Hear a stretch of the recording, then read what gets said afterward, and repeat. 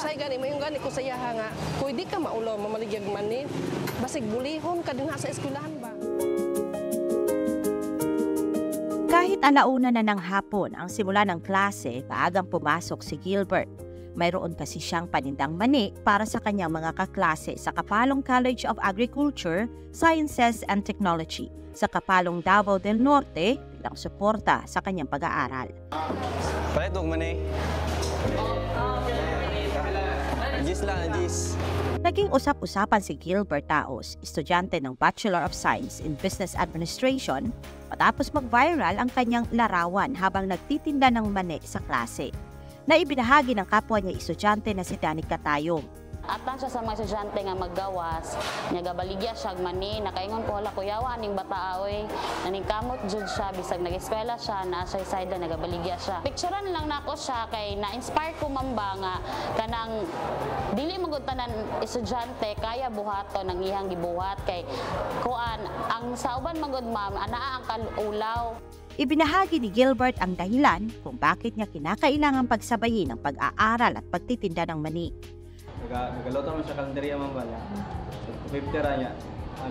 Pahit bugas, pahit igsutaan niya. Kung naba ko igsutaan nga nag-eskwela dito sa Kikas, mo to, di makaya ginawa. Mo to, naka-decide ko nga maligya ko mani.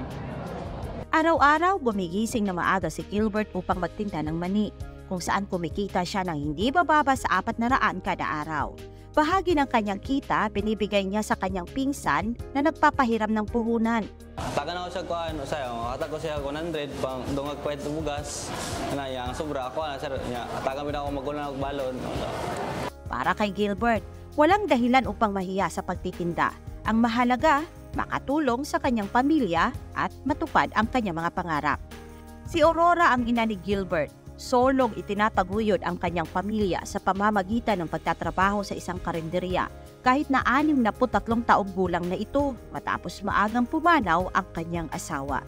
Lisod jud kay ako raman isa. Ginapagan ako na siya pag college nga. Dili sa nako siya pa eskwelahon kay duha man na sila ba. Pakumanon sa nako iyang ate kay pila naman taon ako ang kita din ginagmay ra niya kuha pa sa bugas sudan pamasay usay magbaktas gani na siya kay kulang man sa pinansyal. Sinubukan ng kanyang ina na pigilan siya sa pagtitinda dahil sa takot na siya'y mabuli, ngunit determinado si Gilbert na makapagtapos ng pag-aaral. High school pa na siya, gabaligya na siya og mani. Nya usay gani mo yung gani ko sa yaha nga, kung di ka maulo mamaligyag mani, basig bulihon ka din sa eskwelahan ba? Anak ko na akong kan sa yaha. Siyempre ako masakit ang ko kay kinahangod ko.